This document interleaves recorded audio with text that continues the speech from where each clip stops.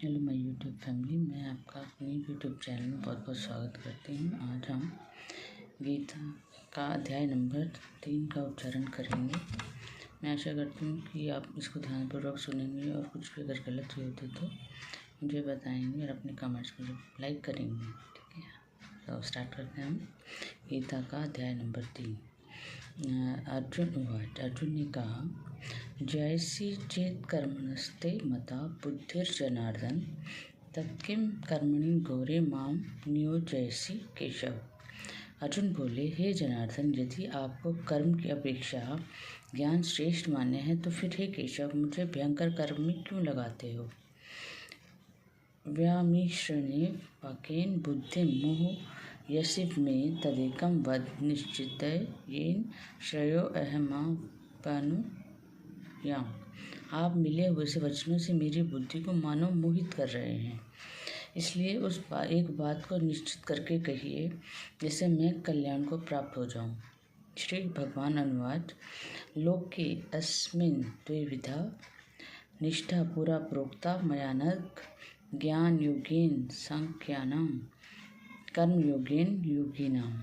श्री भगवान बोले, हे निष्पाप, इस लोक में 2 प्रकार की निष्ठा मेरे द्वारा पहले कही गई है। उनमें से सांख्य योग की निष्ठा तो ज्ञान योग से और योगियों की निष्ठा कर्म योग से होती है।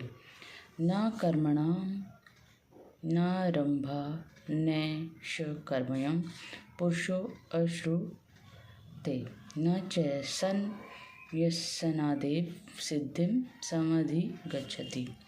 मनुष्य न तो कर्मों को आरंभ किए बिना निष्कर्मता को यानी योग निष्ठा को प्राप्त होता है और न कर्मों के केवल त्याग मात्र से सिद्धि यानी सांख्य निष्ठा को ही प्राप्त होता है। न ही कश्चित् क्षणमपि जातु तिष्ठतये कर्म कृतः कार्यते हयवश कर्म सर्वः प्रकृति च गुणे।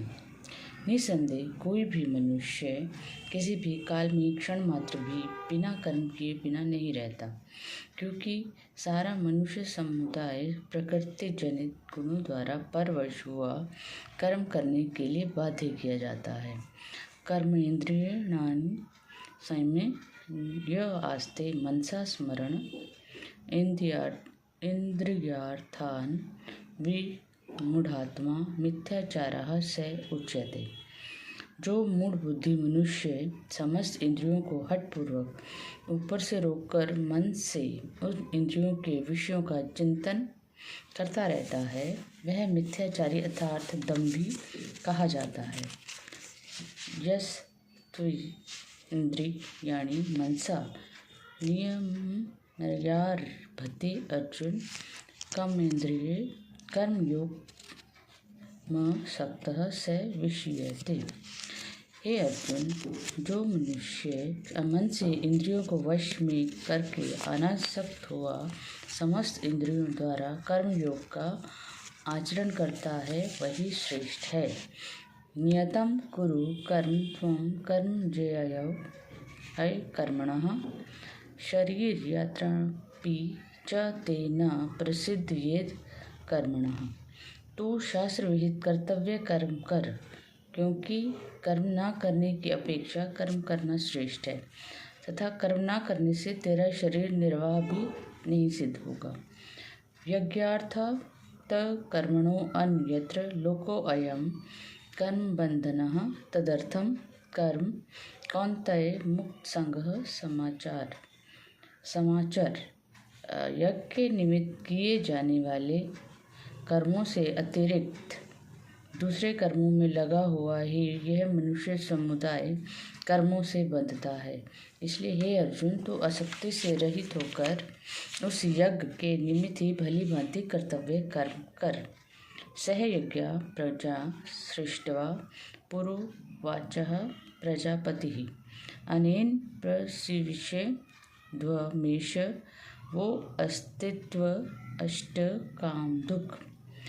प्रजापति ब्रह्म ने कल्प के आदि में यज्ञ सहित प्रजाओं को रचकर उनसे कहा कि तुम लोग इस यज्ञ के द्वारा वृद्धि को प्राप्त हो और वह यज्ञ तुम लोगों को इच्छित भोग प्रदान करने वाला हो। आज हम श्लोक नंबर 10 तक का ही उच्चारण करेंगे।